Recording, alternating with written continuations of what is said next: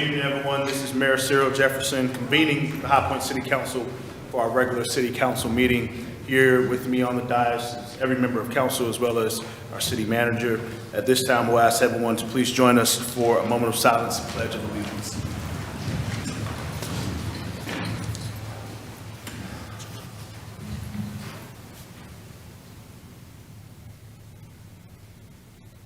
Amen.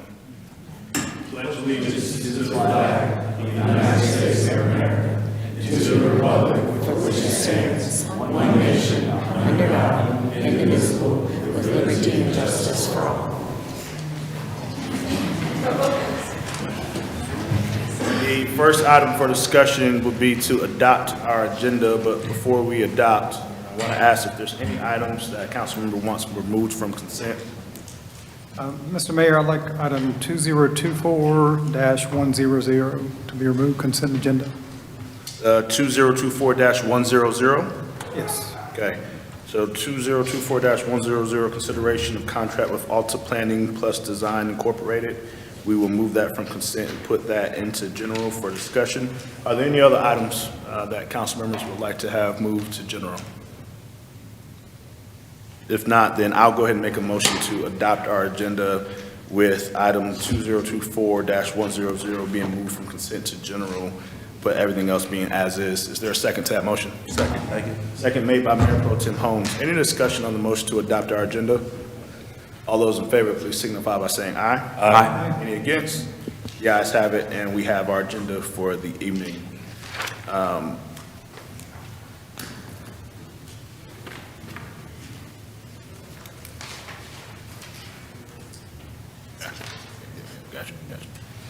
All right, so the first thing we'll do is go ahead and entertain a motion to approve our consent agenda items. Is there a motion for those? Motion to approve. Motion made by Mayor Pro Tem Holmes, second made by Councilmember Johnson. Any discussion on the motion to approve our consent agenda?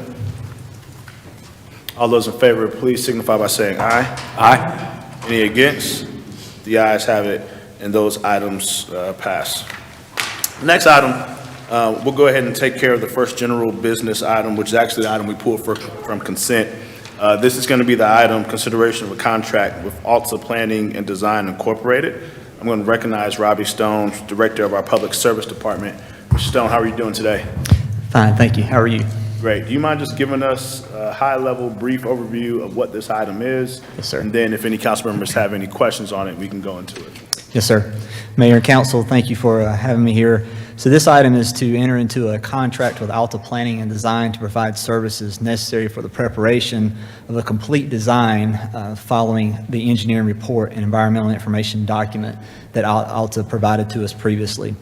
Just a little background, the State Water Infrastructure Authority approved the city's application in partnership with the Southwest Renewal Foundation of High Point for a LASSI grant through the ARPA program for a stormwater construction grant.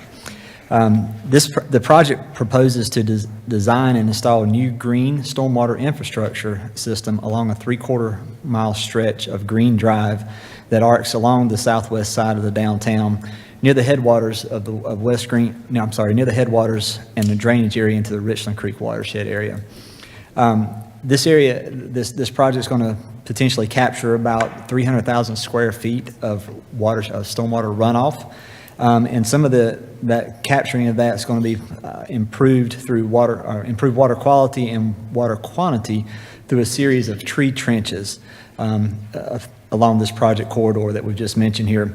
And those tree trenches will also be utilized as part of the bioretention and bioinfiltration process to help treat this water as well. Alta Planning was the sole proposer for this project, and we're deemed qualified for it.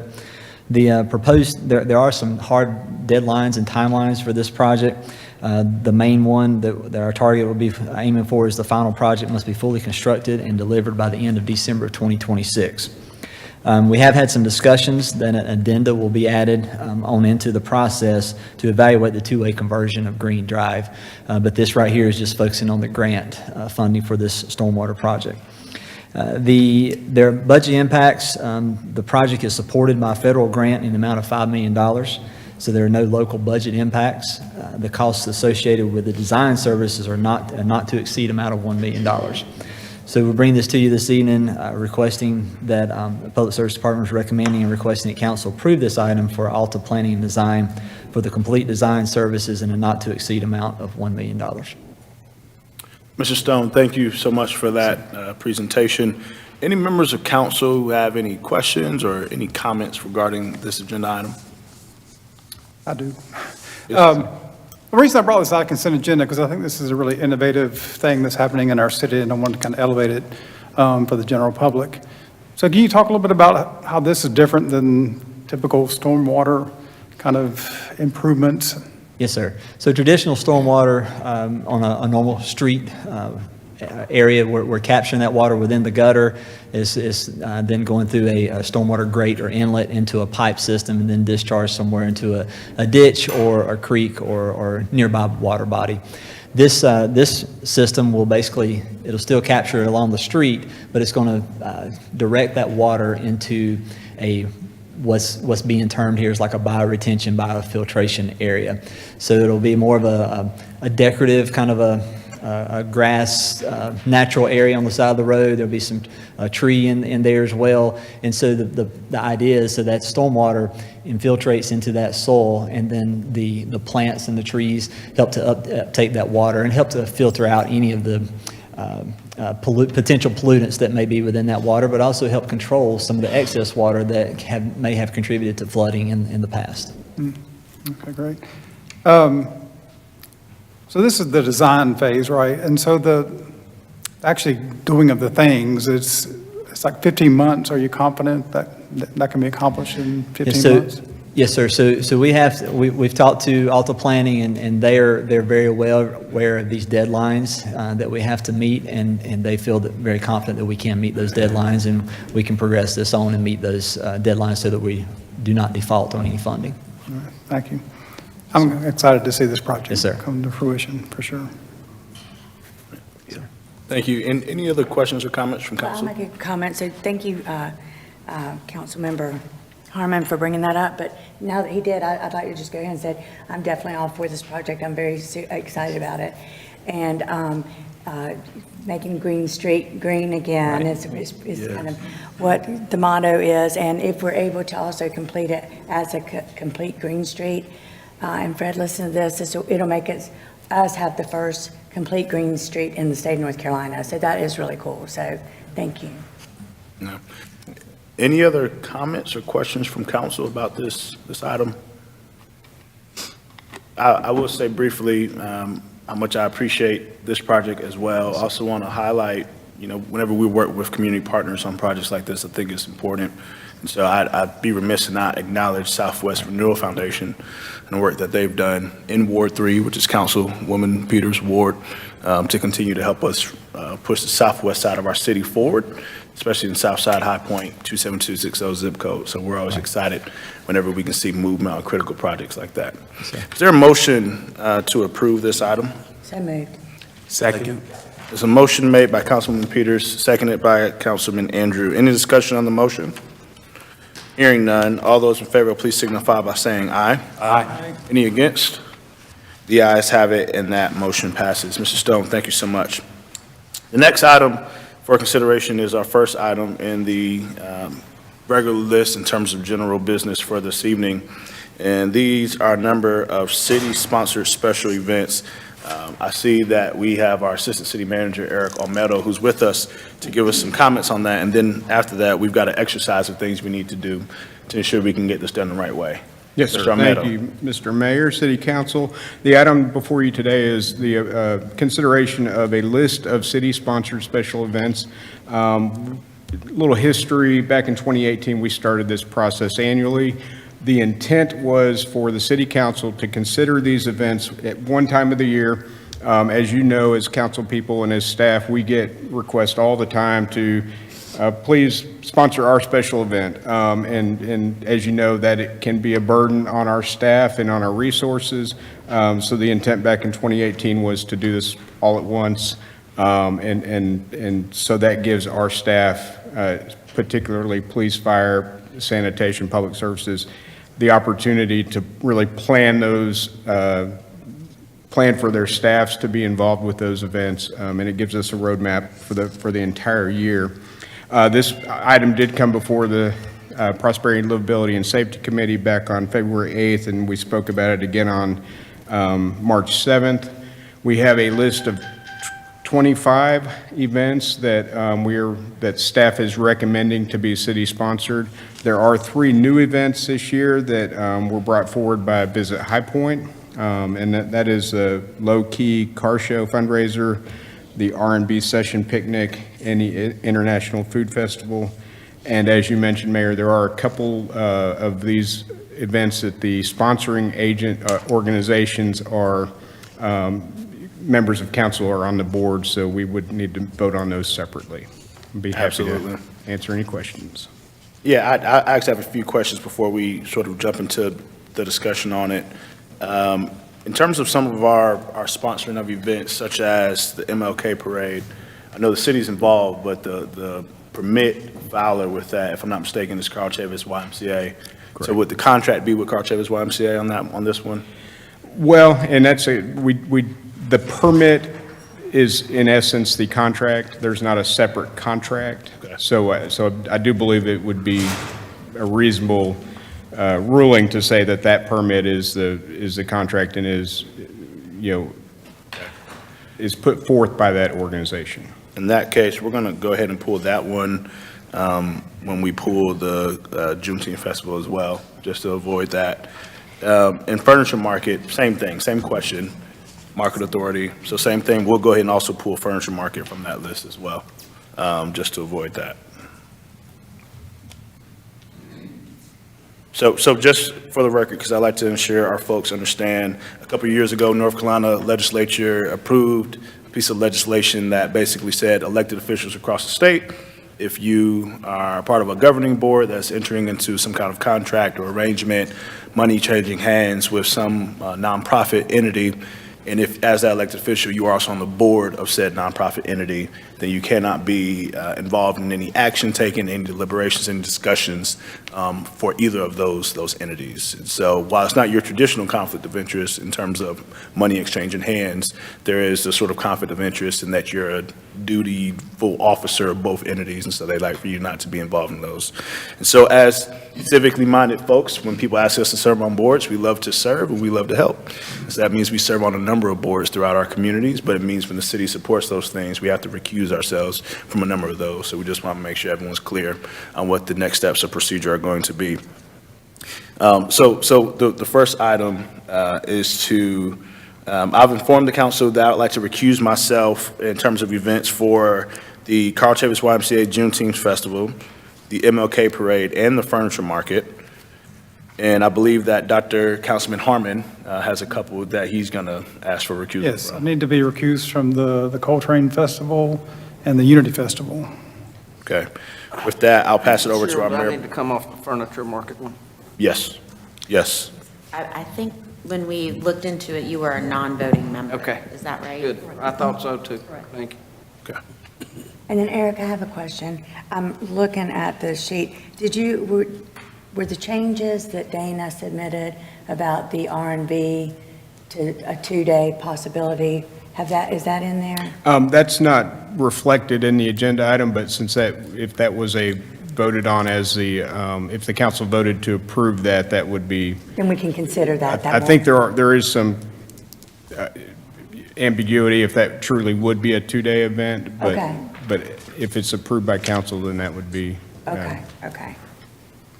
So with those items, in terms of procedure, I'm going to pass it to Mayor Pro Tem Holmes. Thank you, Mr. Mayor. I'd like to make a motion to excuse Councilmember Harmon from the vote on the Unity Festival and the Coltrane Festival, and also to excuse you, Mr. Mayor, from the Juneteenth vote, Furniture Market vote, and the MLK Parade as well. Is there a Second. Is there a second? There's a second by Councilmember Moore. Any discussion on the motion? I have do I vote on this motion or not? I'm excusing myself. No. You offered it, and they're going to vote on Yes. you being excused. Okay, I will not say anything then. Any further discussion? All in favor? Aye. Any opposed? Motion passes. With that, I'll go ahead and call for a motion to approve Agenda Item 2024-103, Recommended Events List, with the removal of the items aforementioned. Is there a second? Well, I'll go ahead and make the motion to approve that. Is there a second for that item? Second. Thank you. Second made by Councilwoman McKeever. Any discussion on that motion? Yes, I have a discussion. So I've met a few times with the Go Far group, and they have the two events, a spring and a fall. And I know that we had discussions on not being able to do both. But is there a chance that, and I guess we can look at it, whether we should do the spring or the fall? I know the fall one is downtown, and it may have a little bit more expense involved. So I would prefer to sponsor that event, if that's, so would I need to make You're requesting that instead of doing The the spring. spring event, that we do the fall event? that we do the fall, if that's what Go Far would like, which I'm pretty sure, it seemed like the numbers for the fall were going to be a little bit more than the spring. Do we know what the difference is between those two events? I believe that the fall event had about double the number of participants. Am I right on that? No, the spring event has more participants, but the fall event takes more city resources. The Go Far folks have met with our city staff, police, and transportation in particular, and they've talked about a number of different routes that would lessen the impact on resources, especially with our police and then the need to close several of the intersections. So it would take our need of resources down from about 30 officers to about 22 officers. Yeah, I was part of that meeting, and I felt like the Go Far folks were very accommodating on trying to really help reduce that. And, but especially since it's in our downtown, I would love for that one to be a city-sponsored event instead of the spring one. Can you recall what the budgetary impact is if we adjust to do fall instead of spring? We never really put a number on it. It was more just the number of officers that were needed. More resources than got. Yeah, and I certainly agree with Councilwoman Peters. I think to support the event in downtown, I personally love to see more things in the core of the city anyways, just because I think it gets more folks to see how awesome the core of our city is. Is there any questions from council members in terms of what Councilwoman Peters is asking us to consider here? Yes, from my understanding, the spring Go Far event is currently in Ward 5-6. That's correct? Yep. Okay. Anything else? That's the Same all, organization. that's all I'll say for now. Well, I just want to say, as a participant in Go Far for many years and parent of a child who was very fortunate to have the event, and somebody who didn't previously live in High Point, it brought me into downtown High Point, and it brings a lot of people from all around the county and other counties into downtown and running through the area and seeing the changes. So I agree with Councilwoman Peters that it is nice to have that downtown event. But it's also great to have it in Ward 5 and 6. Correct.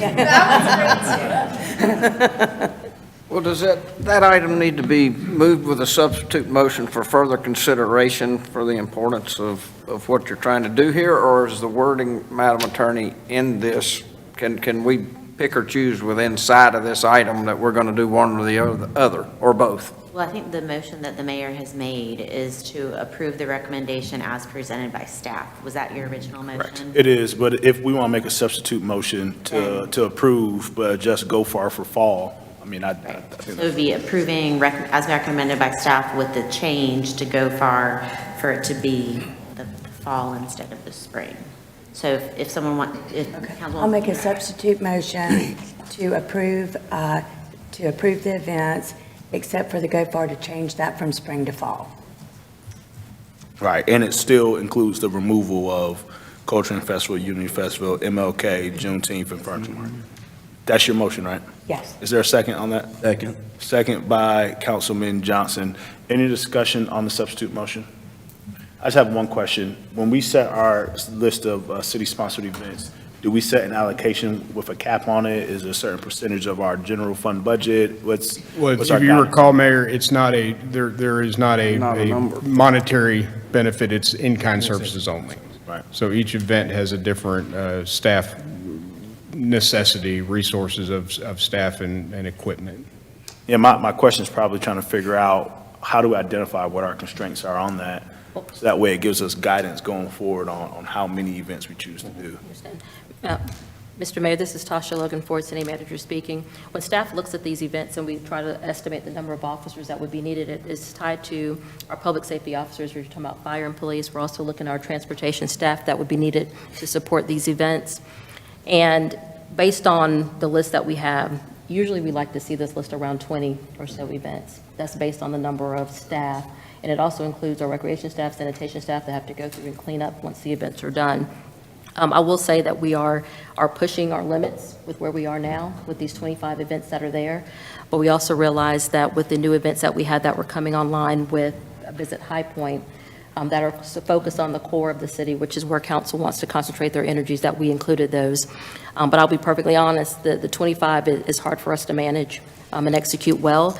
But I do think that we feel like we can handle it this year. But I think we have to make sure that we have these ongoing conversations as we look at each event and how many staff members it takes. An ideal spot would be for us to get this list to where we have about 20 events with the ones that we have now. Okay. Madam Manager, thank you. Is there any other discussion on the motion?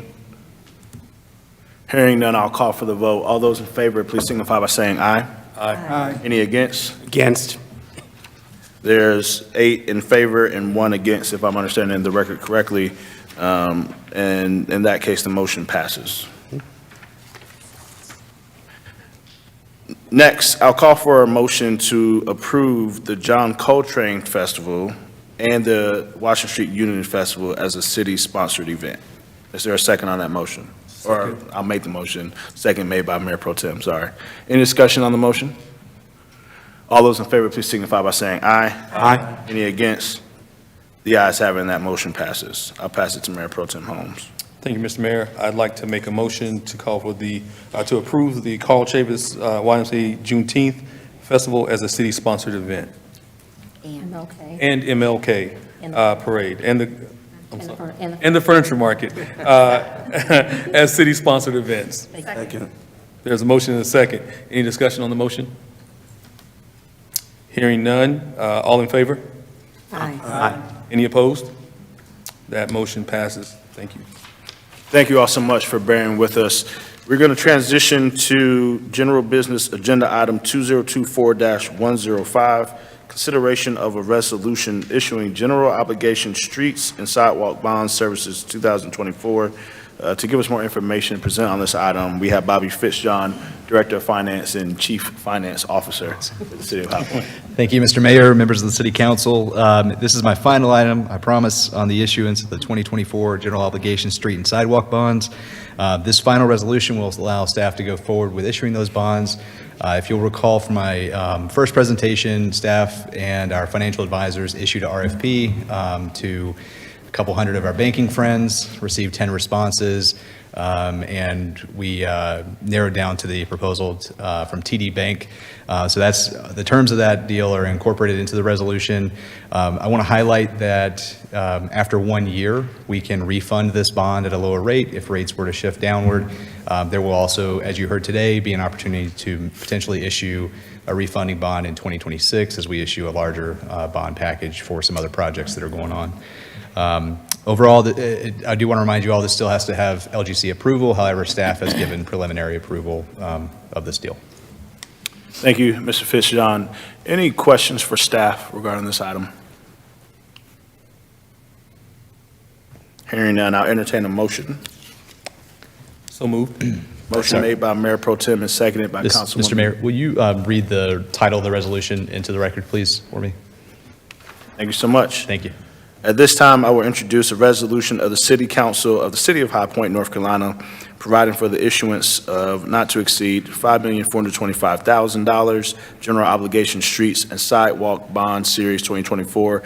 I'll introduce that and make it in the form of a motion. Do we have a second? Second. Second made by Mayor Pro Tem. Any discussion on the motion? All those in favor, please signify by saying aye. Aye. Any against? The ayes have it, and that motion passes. Thank you. So much, Mr. Fitzjohn. Next item for consideration is general business agenda item 2024-107. It's consideration of the City of High Point's 2024-2025 state legislative priorities. I see a number of folks who are with us today to speak on this item, but first I'll recognize Managing Director Jerron Hollis. Mr. Mayor, members of council, Jerron Hollis, Managing Director. Every year, we, as a city, meet with our state elected officials to communicate our legislative and financial priorities for our community. Over the last few months, the High Point City Council and senior staff have met with members of the North Carolina General Assembly to seek support for identified needs, discuss priorities, and share program information. The delegation has been made aware of resource needs that are associated not just with City of High Point projects, but collaborative projects, for example, with Business High Point, including Lexington Avenue Gateway, feasibility study, improvements to the High Point Athletic Complex, and a housing pilot program. In addition, requests related to small-scale manufacturing, water and sewer main infrastructure, and the Samet Drive Extension annexation. Local authority related to the sale of property and efforts to increase workforce housing was shared. The staff recommendation here is for the council to approve the 24-25 state legislative priorities, particularly on the two local authority items. Mr. Fred Baggett, who was the city attorney here for a number of years and is serving in the capacity of our state lobbyist, is here if there are any questions, particularly on those local bills. I'm here to entertain any questions, if you may have them, from staff. Thank you, Mr. Hollis. Any questions from council for staff? Yes, Councilman Andrew. The local bill authorizing the City of High Point to convey city-owned property to increase supply of workforce housing. There is a term says investor purchases or severe market swings. Could you please explain what we're trying to ameliorate with the severe market swings? Okay, from the housing standpoint, I'll defer to our lobbyist or our manager to talk some more in detail about that. Councilmember Andrew, I want to make sure that I'm understanding the question correctly. When you talk about kind of severe housing swings, you're talking about what we're trying to make sure that we do with this legislation is give the city additional flexibility to make sure that we can dispose of those properties so that we can try to reduce the land costs that might be associated with the developer building workforce housing in our area. Does that address your question? Or was there something different, sir? I think that's sufficient. Thank you. Okay, thank you. Any other questions for staff from council? Hearing none, I'll entertain a motion for this item. So moved. Second. Motion made by Councilwoman Peters and second made by Councilman Johnson. Any discussion on the motion? Hearing none, all those in favor, please signify by saying aye. Aye. Any against? That motion passes. Thank you, Mr. Hollis. Thank you. The final item of our agenda is consideration of an appointment to the Human Relations Commission. City Council is requested to confirm the appointment of Maria Mayorga to Human Relations Commission, term effective immediately, set to expire on November 1st, 2025.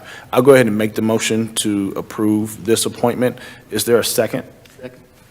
There's a second made by Councilwoman McKeever. Any discussion on this motion for the appointment?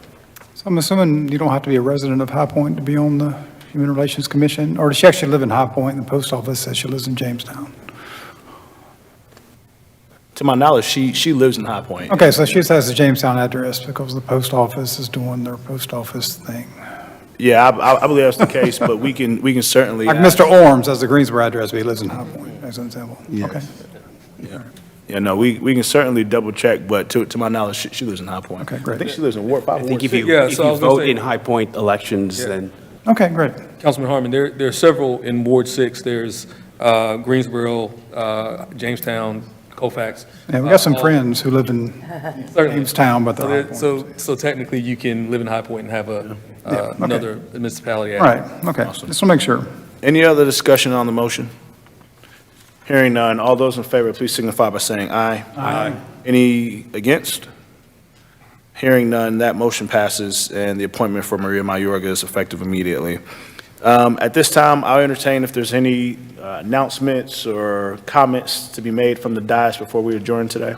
Yes, Mr. Mayor, if you are able to attend or listen On Wednesday, our Tech Committee, Transparency, Engagement, and Communication Committee, will be doing a broadcast of our racial equity scorecard.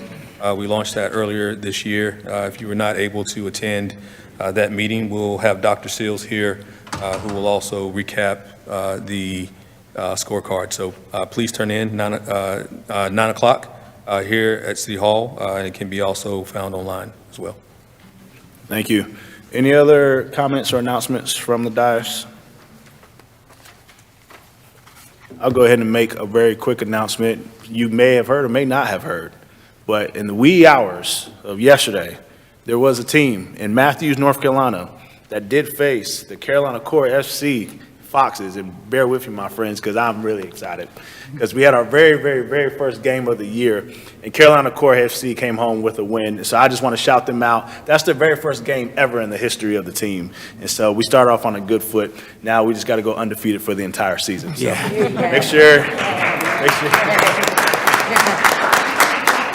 make sure you all tune in. You can actually watch and stream all their games on Apple TV.